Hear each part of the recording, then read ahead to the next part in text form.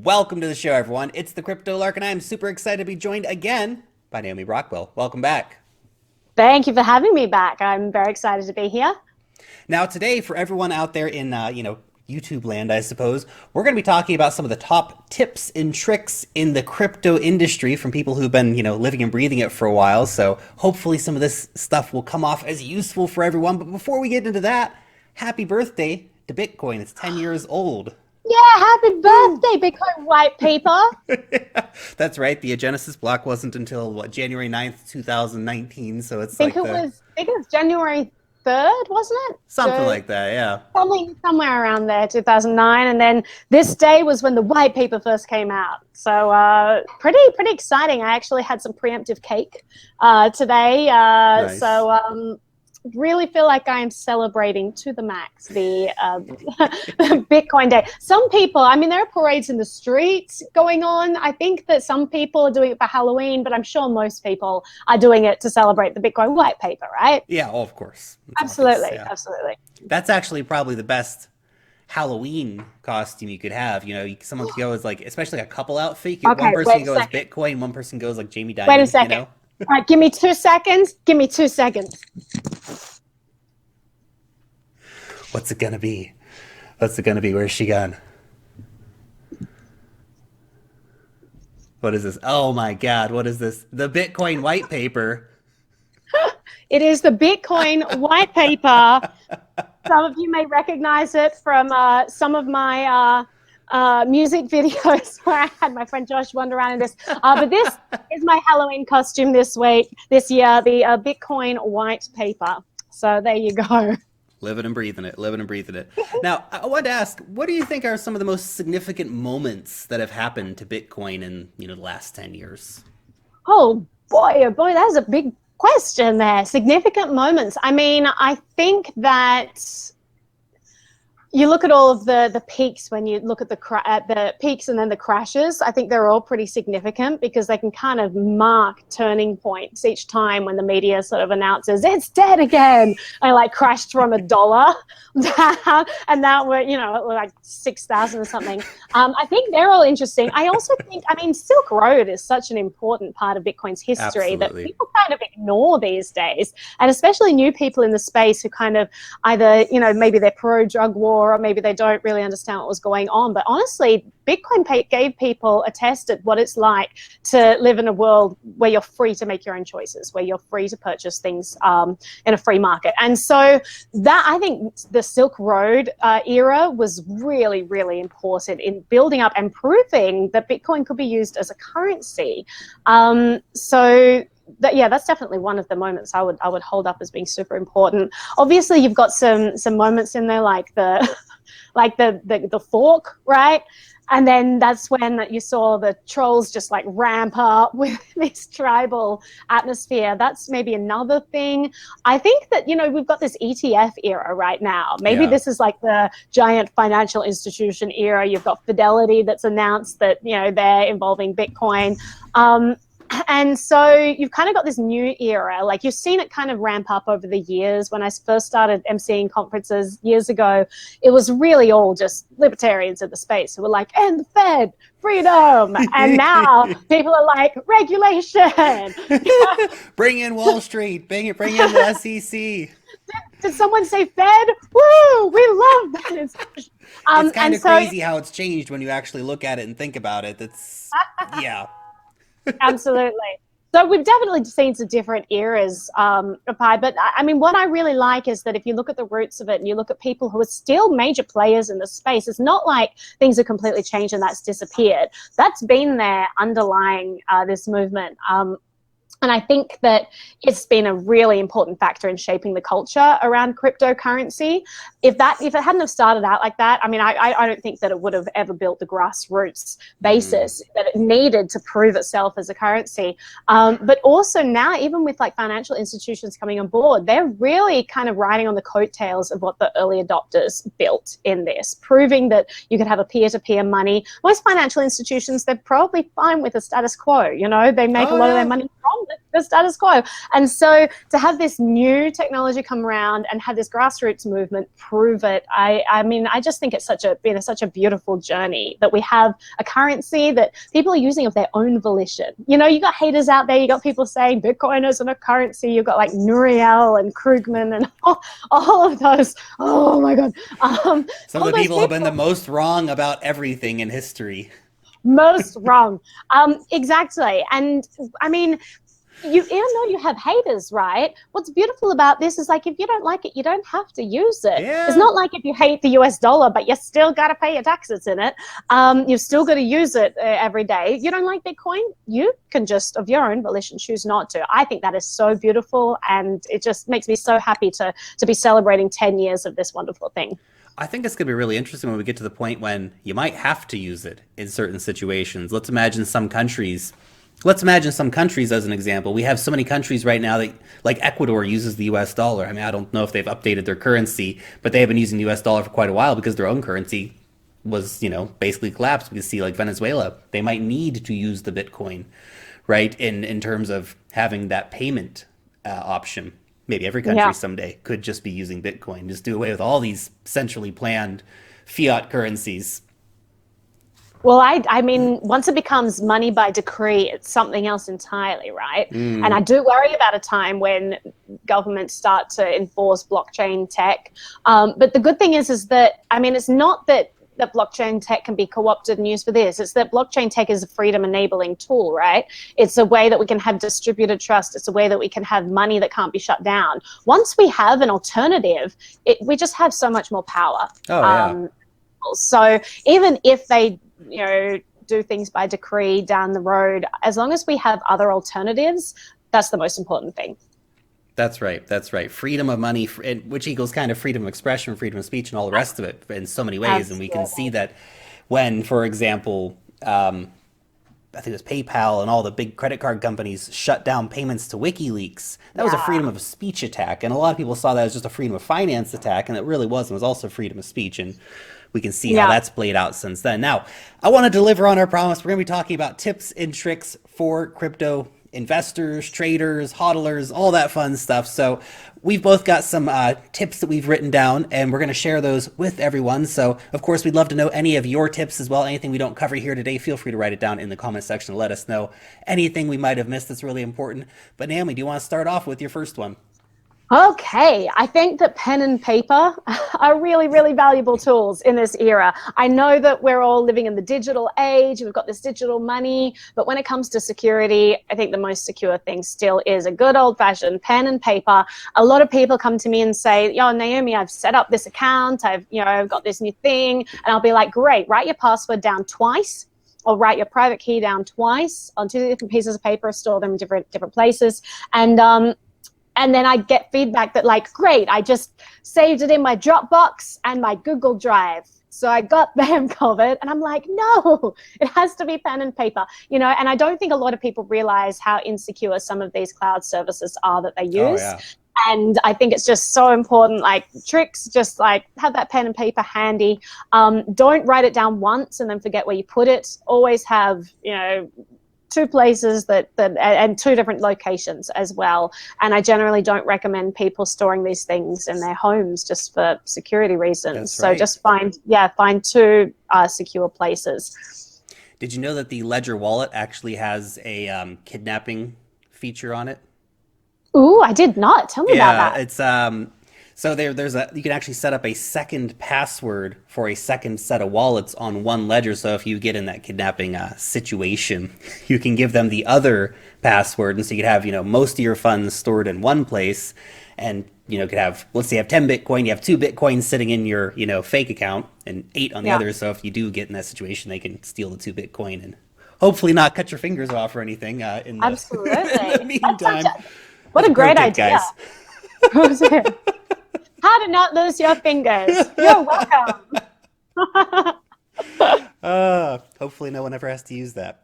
Okay, so that was not my official tip. That was just an add-on for yours, but that was a bonus for all you viewers at home. One I wanted to say is that mistakes are totally cool.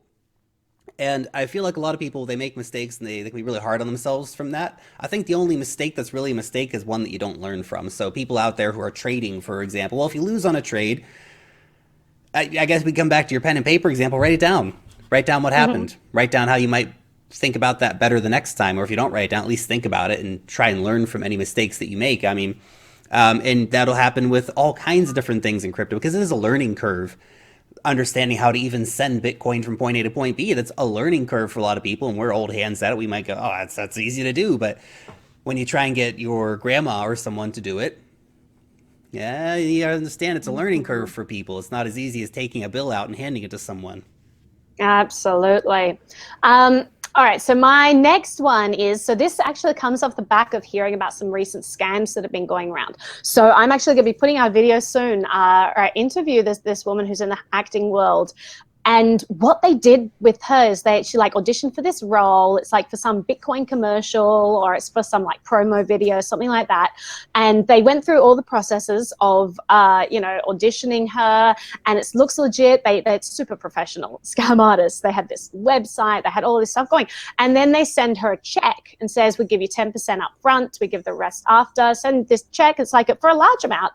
And then, so she cashes the check, and it's not until after she cashes the check, then they say, okay, you need to buy your own costumes. You have to buy it from this retailer as part of the thing. You got to buy it in Bitcoin. So go to this site. Here's your wallet. Da, da, da, da. So anyway, this woman who's never been in this world before, who's just got an acting role, and you know how like they're hard to come by, right? And so people get really into it. They kind of want to be obliging and go through all these things. So she had to purchase Bitcoin. But then she didn't quite understand what she was doing. And instead of creating a wallet and sending it to her wallet, she had to send it to like this, this site that they said was her wallet. And they said, you've got control of it. They basically gave her a public key instead of a private key, but she just didn't know the difference. So she could look at it. She thought she had access to it. She didn't realize she was just viewing it. And so she sent this Bitcoin to this account, and then they canceled the check. So banks generally, they will put the money in your account right off the bat, but then it'll take them. Oh, something's banging over there. They'll take money right off the bat, and then later down the track, it takes a while to go through the clearinghouse and all that. So one tip I would say is that if you are new to Bitcoin, if you have never done this before and you get an acting gig, it doesn't matter how lucrative this is. Like scam artists will figure out what you want and what you most desperately desire, and they will play off that. So if you're new to this world, I would recommend, go to a crypto meetup, meet people, become familiar with the community and ask people's advice, ask many people's advices. If you get conflicting opinions, something might be off there. So just be careful out there. There are a lot of ways people can get you. So, trust but verify. Yeah, you have to remember that scamming is someone's, 9-to-5 job. They do it all day long. It is their profession trying to scam people, and it's a bad job choice in my opinion. But for some people, that's the thing they like to do, and they make a lot of money doing it. Actually, which is the crazy generally thing. Yeah, people will befriend you first. So be careful if you're like, oh, well, I trust them. I've known them for a while. They're in it for the long game. So, a lot of the times it can be someone that is close to you. So just be really careful out there. Yeah, I mean, if you can get somebody in for 2 or 3 months and be their friend and you get a $50,000 payoff or something, beats going to a 9-to-5 job working at McDonald's or something, doesn't it? Right. It's a crazy world. And actually, that's kind of leads into my next one as well.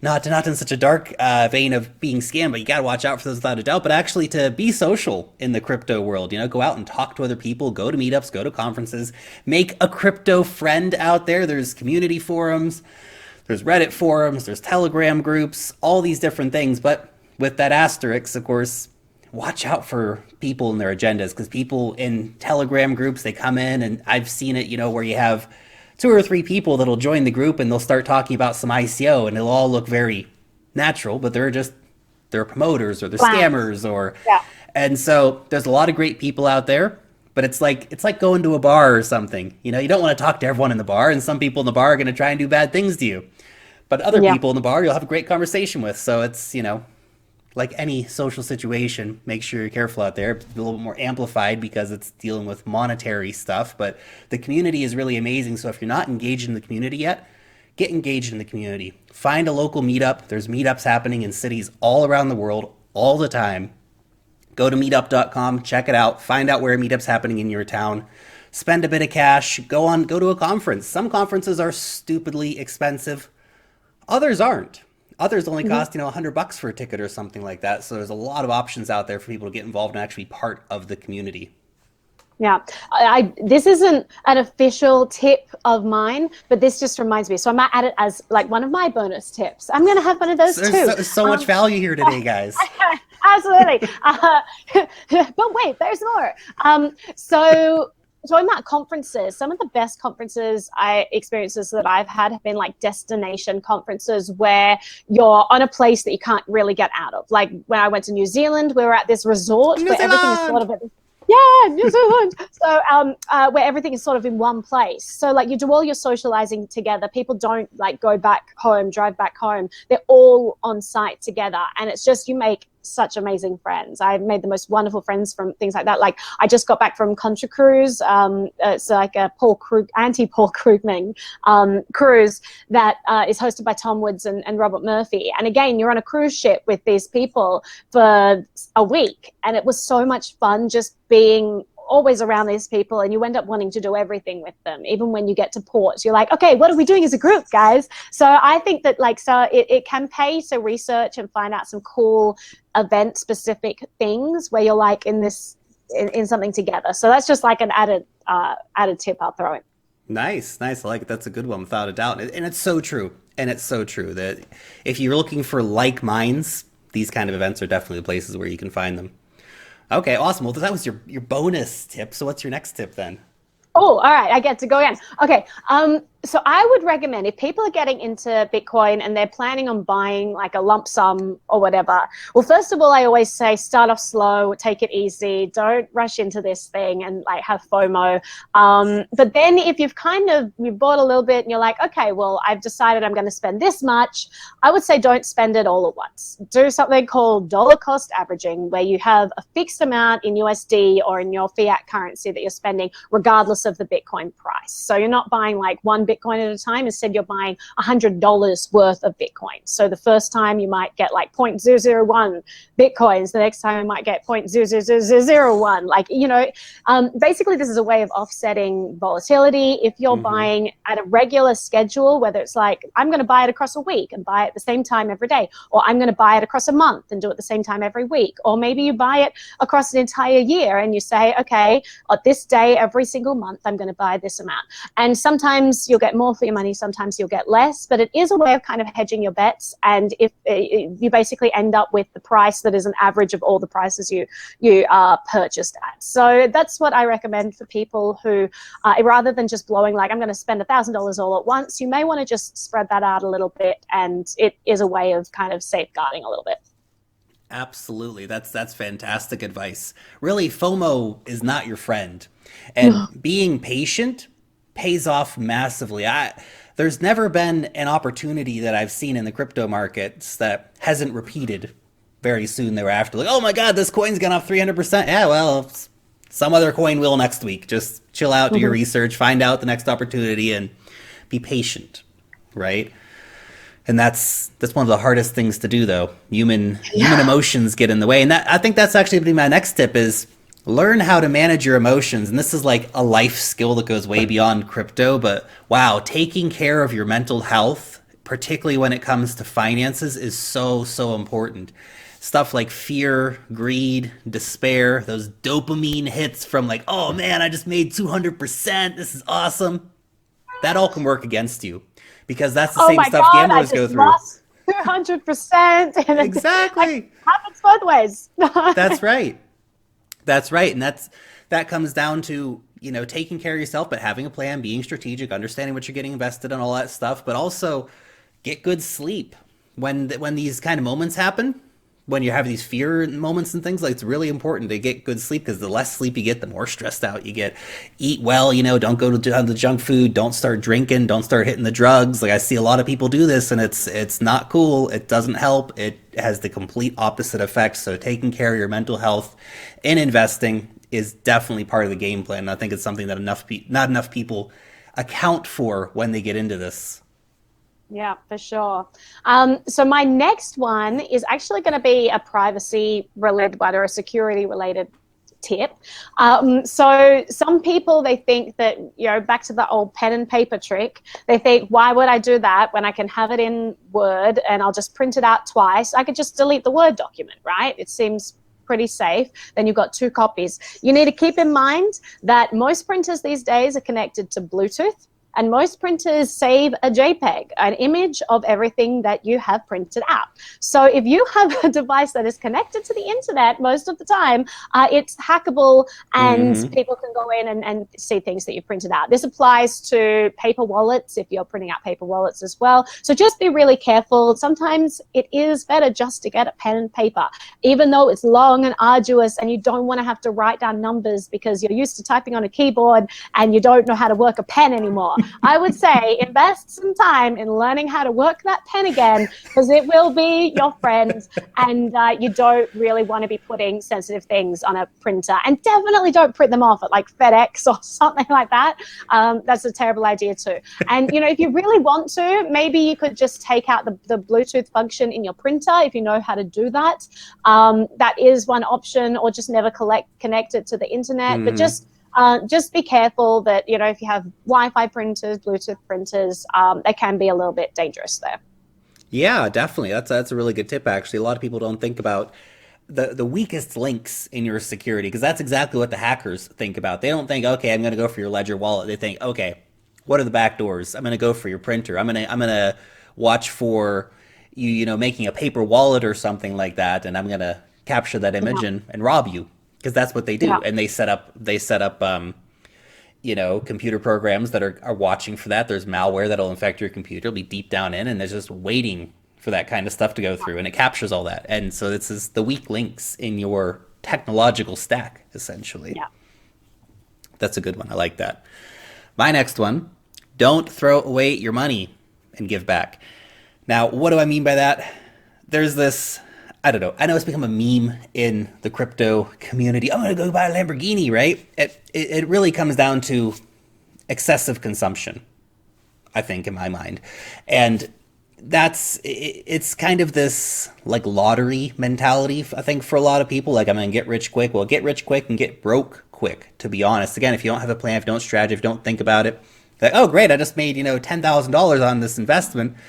I'm going to go out and I'm going to buy, I'm going to have a great night at the bar and treat all my friends to drinks. Well, then you're broke again the next week. You're not actually moving towards a place of financial independence and, doing something more with yourself. So that's really, really important. And actually, instead of going out and, throwing all your money away on expensive champagne to impress people who probably don't give a crap about you anyway, try and give something back. There are so many charities out there who are just dying to get a few bucks. There are all kinds of great causes, whether it's conservation projects to save animals or to help your local community.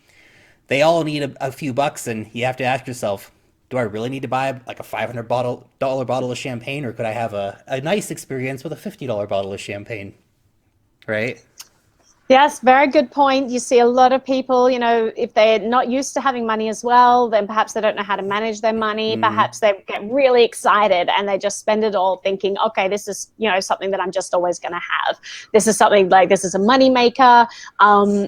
Just be real careful with that. Safeguard yourself and make smart choices. Totally agree with that one.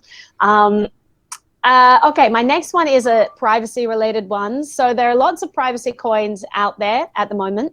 And a lot of people sort of might think in their mind, okay, I want to be completely untraceable, so I'll go through one of these coins. You need to be aware that we are at very early stages in cryptocurrency. Yeah, there are some great coins out there, great protocols that really do help protect your privacy, but there are lots of ways that that people get tracked these days, that government track you, other people track you.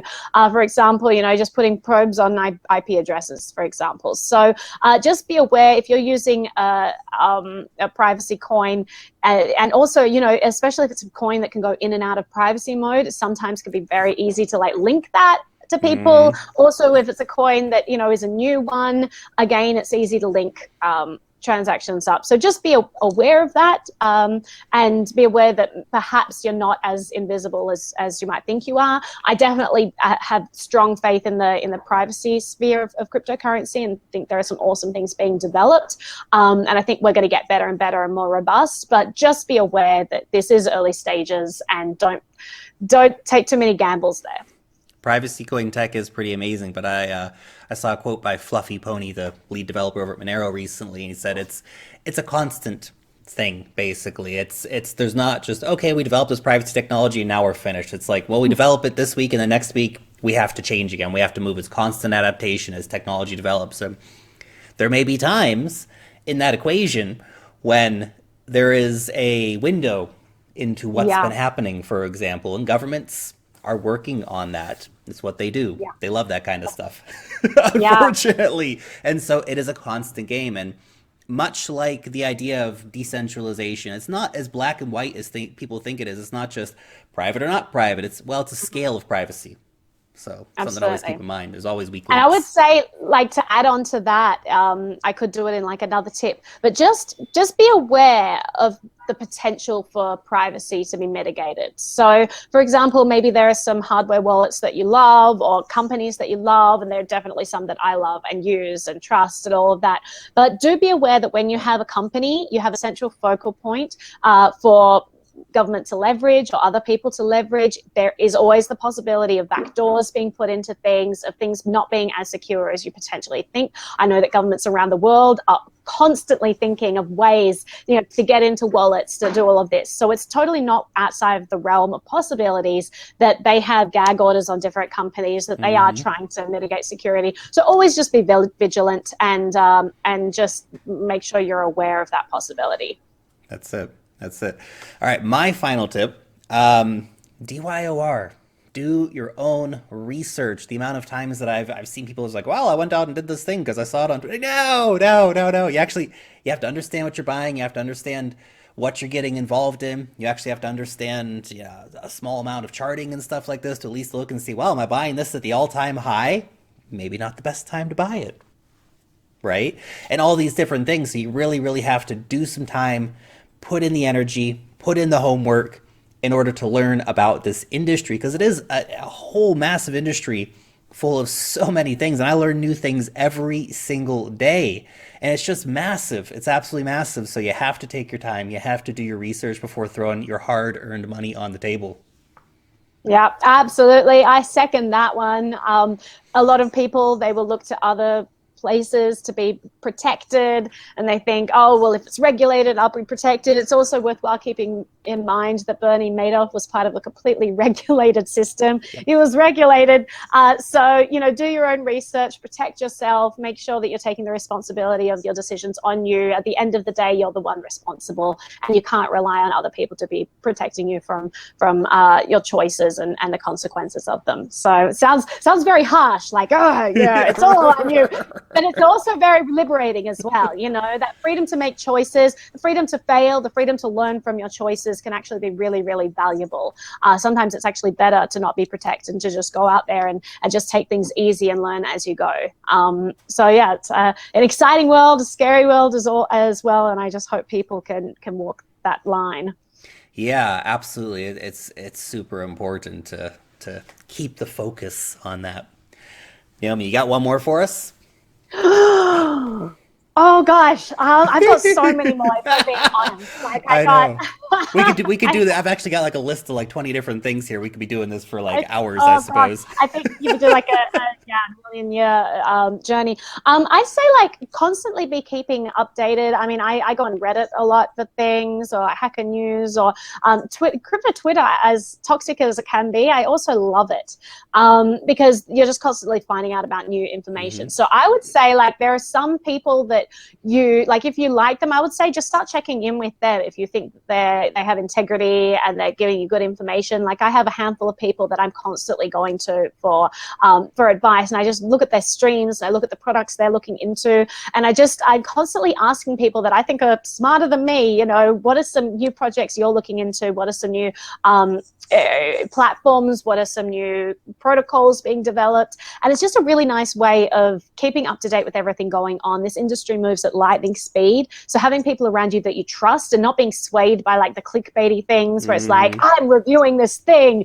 check out this new, find people that you have come to trust and know, and go to those people for advice. I think and if they have a track record, it's super, super important as well. So just make sure you really know the people that you're getting your advice from, make sure that they do have a track record, but then look at the things they're looking at and do your own research, as you said. Don't take their word for granted, but it can give you like a really good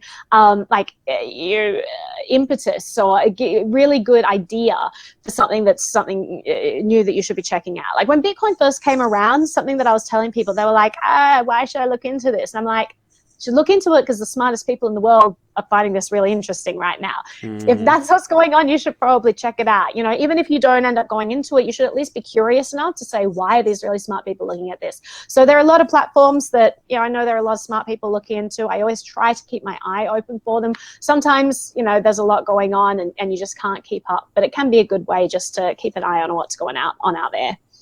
Yeah, absolutely. You got to keep your ear to the street, I suppose, and just find out what's going on. And it's so important. And it's like you said, when you see who's involved, who's interested. I mean, I just saw a story today. It's I think PricewaterhouseCoopers has like 400 people. Was that 400 people on their blockchain staff, like researching the cryptocurrencies and stuff like that? Like it's huge. Like it's huge. Yeah. Huge. We got all the best people. We got doing all the best blockchains. It's gotta be huge. It's gotta be huge, guys. It's gotta be huge. Yeah, no, that's always crazy to me. Like looking at some of these institutions that are just onboarding so fast. Yeah. This space cannot keep up with the demand for developers and engineers who understand this technology. So I sometimes wonder, you got to keep in mind as well, when a lot of these institutions, they're going to move a lot slower than other places. They're not going to be as flexible. They're more bureaucratic. And so I do take everything they say with a grain of salt as well. Sometimes it can be that the smaller houses are more flexible and nimble and more cutting edge. Sometimes these other institutions, if they're onboarding like 400 people in one go, at a stage where not many people are really experts in this stuff. We've got, what do they say, like 14 job openings for developers for every blockchain developer out there. Like it's insane. So just be aware of that fact as well when you're getting your information. Might be a reputable institution, but perhaps they're not actually the ones on the cutting edge. And there's a lot of agendas out there too, so. Oh, yeah. Awesome. This has been a great chat. I hope that everyone out there has learned something new today at least. And I, again, would love to hear everyone's comments for any tips that we missed down below in the comment section. Naomi, an absolute pleasure as always. Thank you so much for coming back on the show. Thank you so much for having me on the show. And happy birthday, Bitcoin white paper. Happy birthday, Bitcoin. Do, do, do, do.